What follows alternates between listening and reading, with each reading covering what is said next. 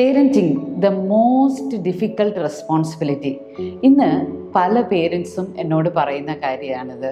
ഭയങ്കര ടഫാണ്, എങ്ങനെ ഈ പേരൻറ്റിങ് നന്നായിട്ട് ചെയ്യും? നമ്മുടെ പേരൻസൊക്കെ ഇത് ചെയ്തപ്പോൾ അറിഞ്ഞില്ല, എനിക്കിപ്പോഴേ ടെൻഷനാണ് എൻ്റെ കുഞ്ഞിനെ ഒരു നല്ല മനുഷ്യനാക്കി, ഒരു ഹ്യൂമൻ ബീയിങ് ആക്കി വളർത്താൻ പറ്റുമെന്ന്. അതിന് കുറച്ച് ടിപ്പുമായിട്ടാണ് വന്നിരിക്കുന്നത്.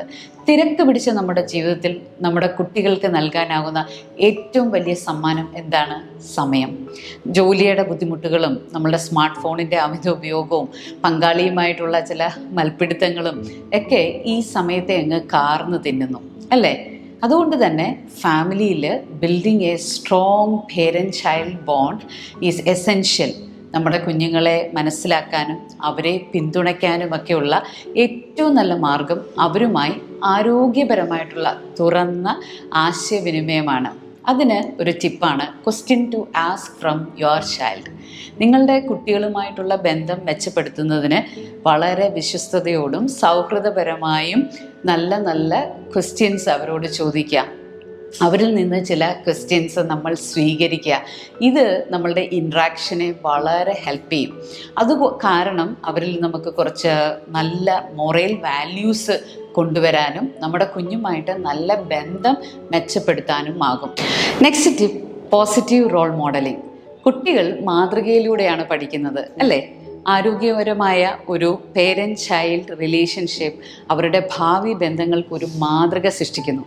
മാതാപിതാക്കളുമായുള്ള ആദ്യകാല അനുഭവങ്ങൾ, ഫസ്റ്റ് എക്സ്പീരിയൻസ് ബേസ്ഡ് ആയിട്ട് കുട്ടികൾ പലപ്പോഴും അവരുടെ പെരുമാറ്റം, ബന്ധങ്ങളോടുള്ള സമീപനവും ഒക്കെ അവരങ്ങനെയാണ് മെച്ചപ്പെടുത്തുന്നത്. മികച്ച പെരുമാറ്റ ഫലങ്ങൾ എന്തൊക്കെയാണെന്ന് ചോദിച്ചാൽ, മാതാപിതാക്കളുമായിട്ട് അവർക്ക് വളരെ ശക്തമായിട്ടുള്ളൊരു ബന്ധം പുലർത്താൻ കഴിയും, ഏത് ഏജ് ആയാലും.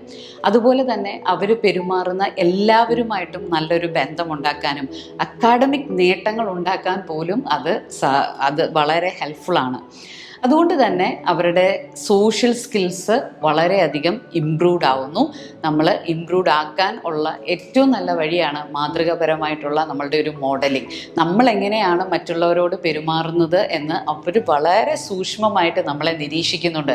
അത് ചിലപ്പോൾ നമ്മൾ വീട്ടിലെ വരുന്ന പാൽക്കാരനോടോ പത്രക്കാരനോടോ അല്ലെങ്കിൽ അയൽവക്കത്തുള്ളവരോടോ ഒക്കെ സംസാരിക്കുന്നത് നമ്മൾ പോലും അറിയാതെ അവർ വളരെ കീനായിട്ട് ഒബ്സർവ് ചെയ്യുന്നുണ്ട്. അപ്പോൾ അതുകൊണ്ട് നമ്മളുടെ പെരുമാറ്റങ്ങളിലൂടെ നല്ലൊരു മോഡലിംഗ് കുട്ടികൾക്ക് കൊടുക്കുക.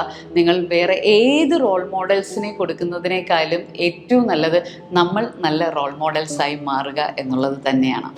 എത്ര തിരക്കുണ്ടെങ്കിലും അവയെല്ലാം മാറ്റിവെച്ച് നിത്യവും അല്പസമയം, ഇൻറ്റൻസ് ടൈം നമ്മുടെ കുഞ്ഞുങ്ങൾക്ക് വേണ്ടി മാറ്റിവെക്കണം.